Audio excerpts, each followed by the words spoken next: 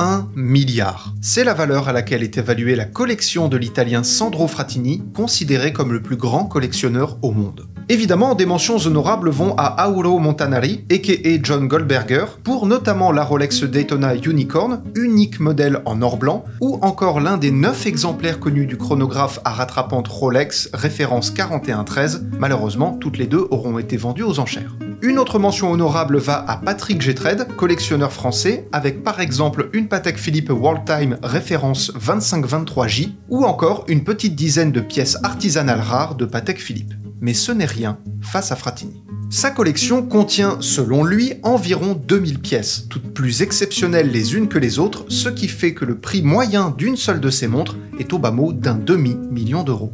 Et oui, il n'est même pas sûr lui-même de combien de pièces il est le propriétaire. Mais attention, ne vous y méprenez pas, son manque d'intérêt pour le nombre précis des garde-temps qu'il possède n'est pas le résultat d'un ego d'ultra riche couplé à l'avarice d'un spéculateur véreux. Sandro Frattini entretient un rapport et une passion pour l'horlogerie quasi pure, et ne recherche ni l'enrichissement, ni les montres uniquement de luxe. Et pour faire honneur à cet homme, nous ne parlerons que très rarement d'argent pour se concentrer sur la beauté et la richesse de la diversité de l'une des plus prestigieuses collections de montres du monde.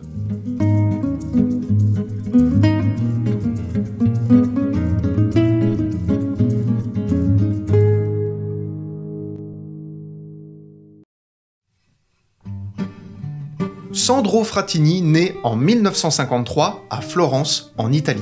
Il est le fils du fondateur de la marque italienne de jeans Rifle, créée en 1958, ce qui l'amènera notamment à beaucoup voyager autour du globe durant sa carrière. Son amour pour l'horlogerie va débuter très tôt dans sa vie, avec un cadeau offert lors de sa première communion, une simple longine plaquée or, sans prétention. Dès ses 18 ans, il va s'acheter sa toute première montre avec ses propres économies. Il optera pour une Rolex Oveto plaquée or à cadran en émail marron qu'il obtiendra pour environ 400 $ en 1971. C'est aujourd'hui l'une des très rares montres de sa collection qu'il porte, toutes les autres étant disséminées dans les coffres-forts de différentes banques italiennes. La maison à la couronne fait et fera partie de ses marques fétiches, constituant un grand nombre des pièces de sa collection, mais pas que.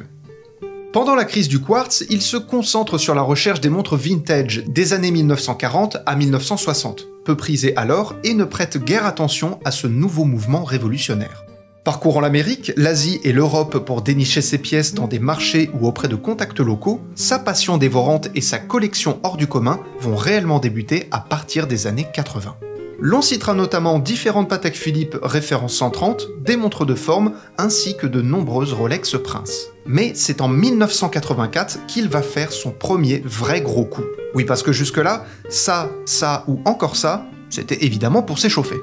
Il acquiert donc sa première Patek Philippe référence 1518 en or jaune avec longue signature, c'est-à-dire une version longue du nom Patek Philippe. J'aime bien! Considérée comme la sainte relique de chez Patek Philippe et comme sa majesté des montres par Frattini lui-même, la 1518 n'est pas une simple montre. Certes, elle est le tout premier chronographe à calendrier perpétuel de Patek, mais c'est aussi et surtout l'une des montres les plus légendaires de l'histoire de l'horlogerie.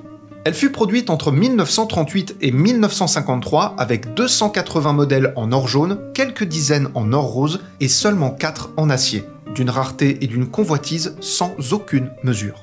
Il a obtenu la montre auprès d'un antiquaire vénitien pour 8 millions de lires italiennes en 1984, soit environ 14 000 € actuels, et tous les collectionneurs sont actuellement en train de s'arracher les cheveux. Parmi les 4 Patek Philippe 1518 en acier connus dans le monde entier, il en possède 2 exemplaires.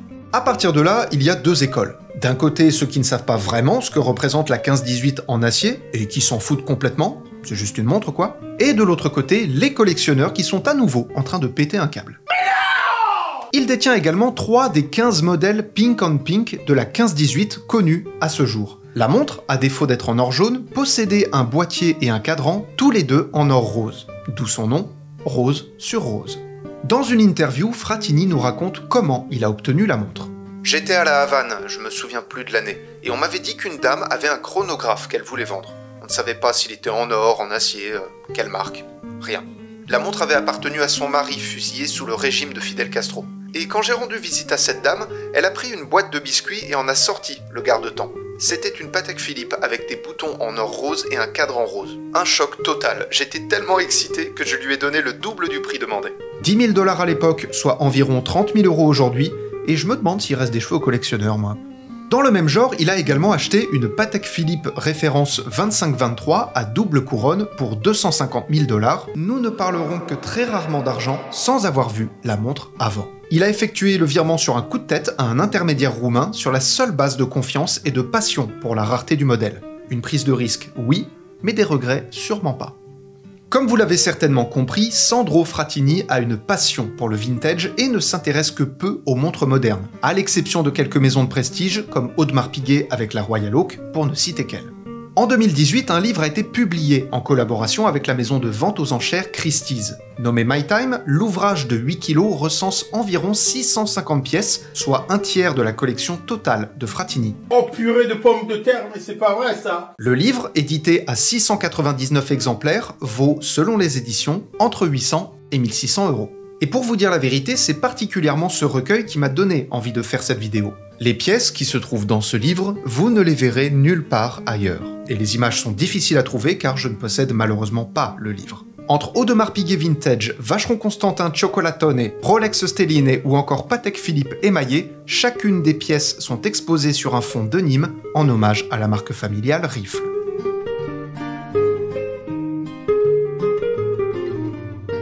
Pour commencer en douceur, Frattini possède une Patek Philippe en or avec cadran noir vendue par le détaillant Serpico Ileno dans les années 40. Oui, pour commencer doucement. Serpico Ileno a été un acteur majeur dans l'histoire horlogère sud-américaine, revendeur exclusif pour Rolex et Patek Philippe jusqu'à sa fermeture en 1966. Dans un autre registre, sa collection contient 3 Vacheron Constantin à triple calendrier, respectivement en platine, en or jaune et en or rose. Ces pièces, dites cioccolatone pour leur forme évoquant des carrés de chocolats italiens, ont été produites à 650 exemplaires, tous modèles confondus, entre 1951 et 1969. En revanche, la 4764 triple calendrier ne verra que 50 exemplaires sortir des ateliers Vacheron Constantin au milieu des années 50. Celle en platine fut vendue chez Sotheby's le 9 novembre 2022, où il était écrit que la pièce était probablement unique. Venant d'un connaisseur tel que lui, l'on pourrait s'attendre à voir de la Daytona dans tous les sens. Ce lo dimostra il Paul Newman, no? Che era un quadrante che nessuno voleva, anzi che quando in tanti erano andati a cambiarlo perché era considerato brutto. In quei tempi lì è vero, il Daytona in genere non era un orologio così ambito come lo è oggi ovviamente, quindi invece, forse per la carica meccanica, non so per quale motivo, e chiaramente dovevi caricarlo, allora invece oggi vedi è anche uno status symbol. Le manque de fascination, somme toute relatif quand même, de Frattini pour la Daytona, malgré son statut actuel de Graal, est assez flagrant, puisque ce ne sont que quelques pages qui lui sont dédiées sur l'entièreté du livre. Mais si ce n'est pas la Daytona qui fera entrer définitivement la maison à la couronne dans sa plus haute estime, quelle est sa Rolex favorite? Sa Rolex préférée, et de loin, est une montre de référence 60-62, dite Stelline, mais pas une Stelline ordinaire. Bien qu'il en détienne énormément, la préférée de Frattini possède un boîtier en or, un cadran noir et présente une configuration unique lorsque l'on en étudie les détails.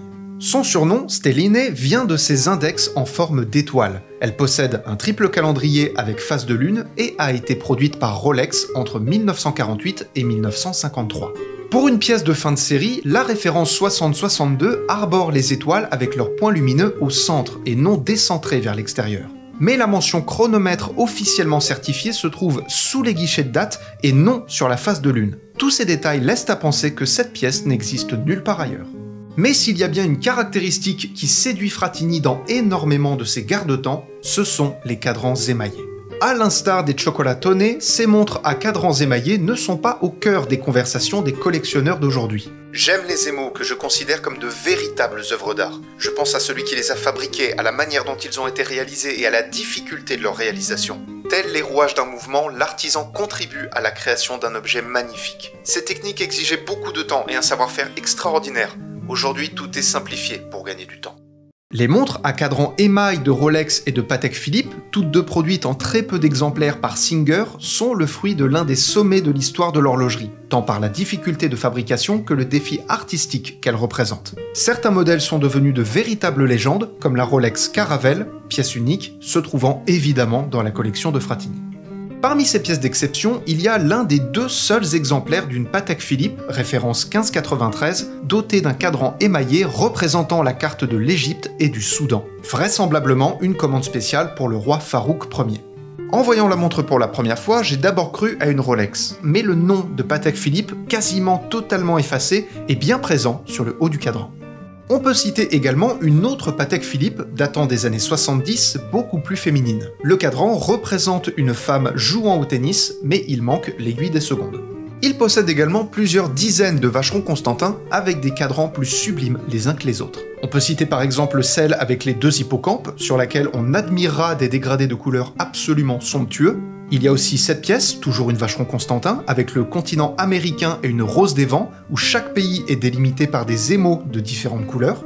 Ou encore celle-ci, avec un dragon bleu-vert, là encore avec un travail des couleurs des plus extraordinaires. Et en voyant ces pièces, on comprend assez bien la passion de Frattini pour les cadrans de ce type.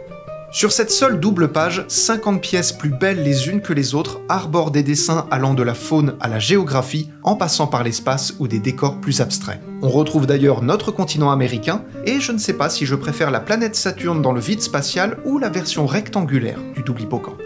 Ce qui rend sa collection aussi remarquable, c'est qu'elle n'a jamais été façonnée pour correspondre à un idéal. Durant toute sa vie, Sandro Frattini a simplement acheté exactement ce qui lui plaisait, ce qui lui parlait. Il ne regarde ni l'état, ni les certifications, ni le prix. Il marche à l'instinct et surtout ne se considère même pas lui-même comme un collectionneur. Certes, il ne porte aucune de ses montres de légende, préférant arborer des montres en plastique de sa chaîne hôtelière, mais il est à des années-lumière d'être un spéculateur. Comme il le dit lui-même, il est un amoureux. Chaque montre a une importance à ses yeux, et il n'en a jamais revendu une seule. La plupart d'entre nous portons nos montres, même ceux possédant des pièces rares ou extrêmement chères. C'est comme ça que nous vivons notre passion. Mais pas lui. Il aime savoir qu'il les possède, et rien de plus. Le choix de la sélection des montres de l'ouvrage de Christie's ne s'est pas basé sur les plus précieuses, les plus rares ou les plus difficiles à obtenir, à l'exception de certaines comme la Patek Philippe 1518 en acier ou sa Rolex Stelliné préférée. Les montres laissent surtout entrevoir ce qui représente le plus Frattini dans son rapport à l'émotion vis-à-vis de ses pièces. Comme toute grande dame d'un certain âge, certaines de ses pièces ont besoin d'être entretenues. Depuis les années 2000, Frattini ne confie les trésors de sa collection qu'à un seul homme, Guerino Fini. La Oreficeria Fini, petite entreprise familiale établie à Barberino del Mugello, a plus de 120 ans d'existence. Le patriarche, formé par son propre père Sergio, est un maître horloger qui garantit un savoir-faire artisanal de haut niveau et un soin méticuleux, selon Frattini. En soi, les 2 hommes fonctionnent en synergie. Le savoir-faire artisanal de Guerino complète le flair de Frattini. Ce dernier repère et acquiert les pièces rares, tandis que Guerino s'occupe de leur état et de leur authenticité avec une attention méticuleuse extrême. Mais au-delà de ça, l'horloger qui restaure les montres sans jamais les altérer respecte pleinement l'approche émotionnelle de Frattini, ce qui entretient une relation précieuse entre les 2 hommes de 72 ans.